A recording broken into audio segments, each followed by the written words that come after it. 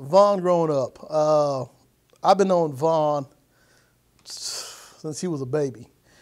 We grew up a street apart. He was a street ahead of me. We were always outside running around playing hide and seek, playing in the trees. Little guy that used to come knocking on my door with a flat top, running around playing and everything. Vaughn, I think he wanted to be, like every other kid, the next Michael Jordan. And I think sports was very important to him because he took the time to practice and to get it down pat. He was always ace, #1. Fastest, coolest, little young swag. You know, it was gangs in the neighborhood, it was things going on, but all I focused on that time was sports. You know, and I think that really helped me get a competitive spirit that also kept me away from doing a lot of negative things. It didn't matter what Vaughn wore. Some people be like, man, I need these nice shoes to be able to play ball. I need these type of shoes to play ball good and stuff. You didn't need a pair of Jordan.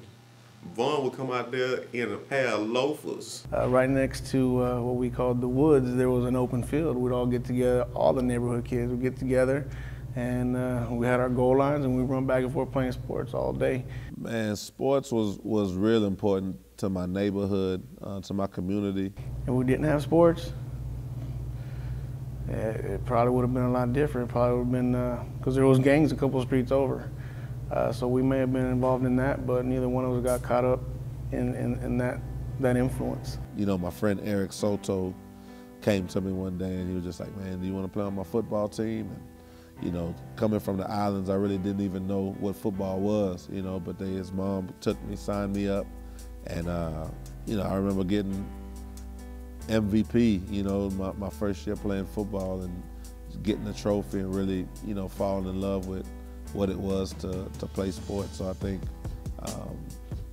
it would have been a lot more murders, a lot more gangbangers, and a lot, you know, just a lot more negativity if we didn't have sports in South Houston. We were at the same church. Our moms went to the same church, and a lady in the neighborhood, Miss Henry, who's no longer with us, she was the neighborhood mom. She'd kind of watch all the kids. You know, when I think back with my relationship with God and reading the Bible, I always go back to Miss Henry. You know, she used to have the sweet bread truck. They would come with a big truck of, I mean, all kind of bread, French bread, Hawaiian bread, raisin bread, any kind of bread. You couldn't get any of the sweets or the cinnamon rolls, anything, the raisin bread, any of that, unless you came to Bible study, unless you learned the Bible verse, unless you could recite a Bible verse. So that was, you know, I remember the first Bible verse I ever learned, you know, Jesus is the way, the truth, and the light, you know, life, no man coming to the Father but by me. She encouraged us to learn Bible verses. And the kids that knew a lot of verses, she might give them 2 loaves of bread, you know, so you felt really, you know, excited. And if you didn't know it, you know, I assure you when you saw somebody walking with all that bread, that you were going to try to learn a verse or 2 or 3 so you can go back and pick the bread you wanted. I think as a child, adjusting coming from the Virgin Islands to Houston, it was hard because, you know, inside of our house at 8806 Intervale, it was still St. Croix. You know, everything about everyone that was in that house was cruising. You know, it was a St. Croix Virgin Island feel. But outside of those walls, everybody else was, you know, Houston, Texas. The way we spoke, you know, you look at Houston now and there's all kind, you can run into somebody from the islands every day. But back then we were like the first family in that area that were from the Caribbean. So, you know, instead of Tuesday, I said Tuesday. And I would get made fun of at school, you know, for, you know, things like that. Instead of 1, 2, 3, I'd say 1, 2, 3. You know, and I get made fun of at school for that. I'm sure it made a big impact not having his dad around. I remember meeting his dad one time, and he wasn't really the nicest guy. But you know, I got to meet him, and not having him around, it affected him. But it didn't affect him that much because his mom always stepped up, and she filled that role. I didn't know at the time how much it affected me till I got older. But I remember my dad, you know, he provided for our family well.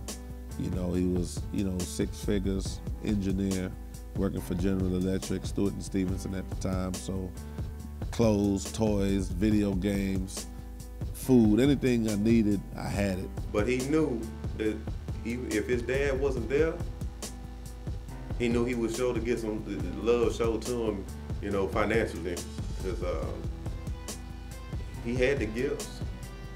He got gifts. But my dad wasn't there, and we didn't have internet at that time. There wasn't cell phones.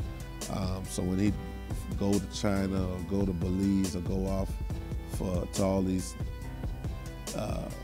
job sites as an engineer, I wouldn't hear from him for weeks, months. And, you know, we'd get a random phone call 3 in the morning, because it'd be morning where he was, but night where we were at.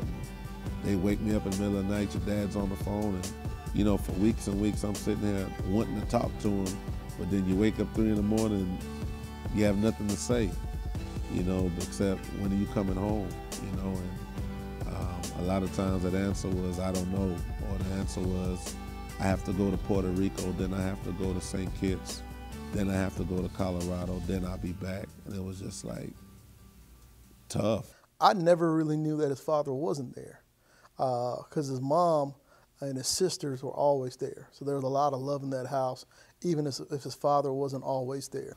A lot of things that a father can teach a child, my father didn't teach me. What he did do, he instilled a fear in me for failure, you know. He instilled a fear in me of not succeeding in school. You know, he really made a point to let me know to be first. Are you number 1 in your class? Did you come in first in the race?